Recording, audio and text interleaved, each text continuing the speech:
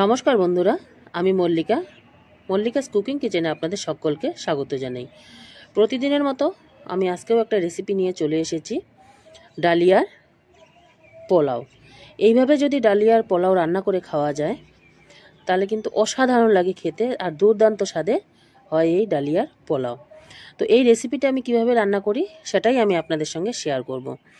এখানে আমি একটা ডালিয়ার প্যাকেট নিয়েছি, রুচি ডালিয়ার প্যাকেট।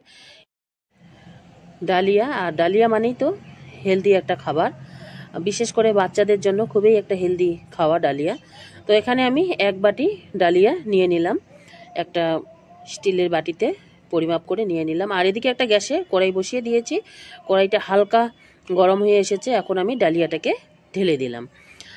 ডালিয়াটা ঢেলে দেওয়ার পরে আমি লো টু মিডিয়াম হিটে ডালিয়াটাকে একটু ভেজে নিব। এতে কি হবে, ডালিয়াটা যদি একটু ভালোভাবে ভাজা হয় তাহলে পোলাওটা একেবারেই ঝরঝরে হয়ে যাবে। ডালিয়াটা আমার ভাজা হয়ে গেল, আর একটা প্লেটের মধ্যে নামিয়ে নিলাম। আর ওই কড়াইয়ের মধ্যেই আমি পরিমাণ মতো একটু ঘি দিয়ে দিলাম। আর ঘিটা একটু হালকা গরম হয়েছে, আমি কাজু আর কিশমিশ দিয়ে একটু ভেজে নিব। বেশিক্ষণ ভাজবো না, 30 সেকেন্ড মতো ভাজলেই আমার ভাজা হয়ে যাবে। তো আমি এটাকে নামিয়ে নেব একটা প্লেটের মধ্যে। ওই ঘিয়ের মধ্যেই আমি একটু ফুলকপি কুচিয়ে নিয়েছি, ফুলকপিটা দিয়ে দিলাম। আর পোলাওর মধ্যে আমি ফুলকপি দিব। আর এখানে একটু গাজর কুচিয়ে নিয়েছি, সেটাকেও আমি দিয়ে দেব। তো দুটোকেই এখন ভালো করে আমি ভেজে নেব। সাথে আমি দুটো কাঁচা লঙ্কাও দিয়েছি। আর আপনারা চাইলে আরও একটু সবজি অ্যাড করতে পারেন, যেমন মটরশুঁটি আছে, তারপরে আলু অল্প একটু অবশ্যই দেওয়া যায়। তো এটাকে আমি একটু ভেজে নিয়ে নেব। আর ভেজে নেওয়ার সময় একটু সামান্য পরিমাণে হলুদ গুঁড়ো অ্যাড করে দিয়ে দিলাম। আর হলুদ গুঁড়ো দিয়ে আবারও একটু নেড়েচেড়ে নিলাম। নেড়েচেড়ে নেওয়ার পরে এখন আমি হাফ চামচ মতো জিরে গুঁড়ো অ্যাড করে দিয়ে দিব।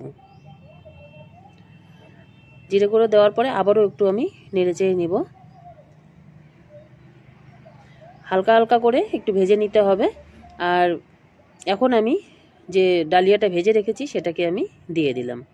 তো ডালিয়াটা দেওয়ার পরে আবারও আমি ভালো করে একটু মিশিয়ে নেব সব কিছুর সঙ্গে। আর এখন আমি এখানে পরিমাণ মতো লবণ অ্যাড করে দিয়ে দিব। আর লবণটা অ্যাড করে দিয়ে দেওয়ার পরে আমি এখানে যেহেতু পোলাও হবে এর জন্য পরিমাণ মতো আমি চিনি অ্যাড করে দিয়ে দেব। আপনারা যদি একটু মিষ্টি বেশি খেতে চান পোলাওর মধ্যে তাহলে অবশ্যই একটু বেশি পরিমাণে চিনি দেবেন।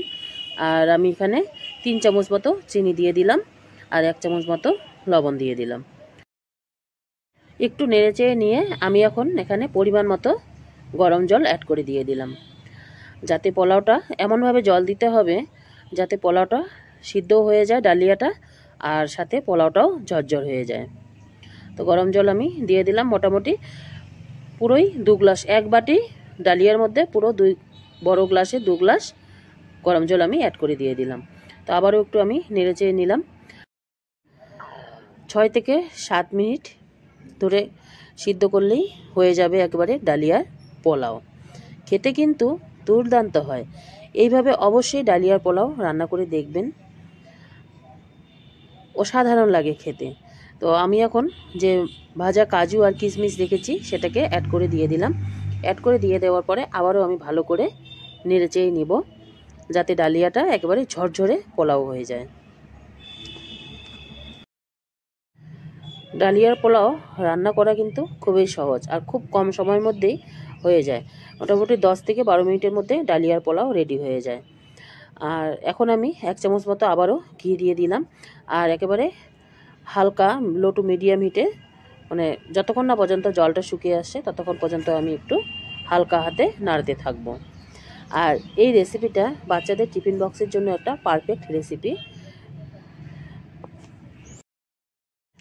আর এই যে দেখুন, ডালিয়ার পোলাও মোটামুটি একেবারেই রেডি হয়ে গেল। আর এখন একটু গরম আছে, একটু ঠান্ডা হয়ে গেলে একেবারেই ঝরঝরে হয়ে যাবে। তো আমি এখন একটা বাটির মধ্যে আপনাদের সামনে সার্ভ করে দেখাচ্ছি।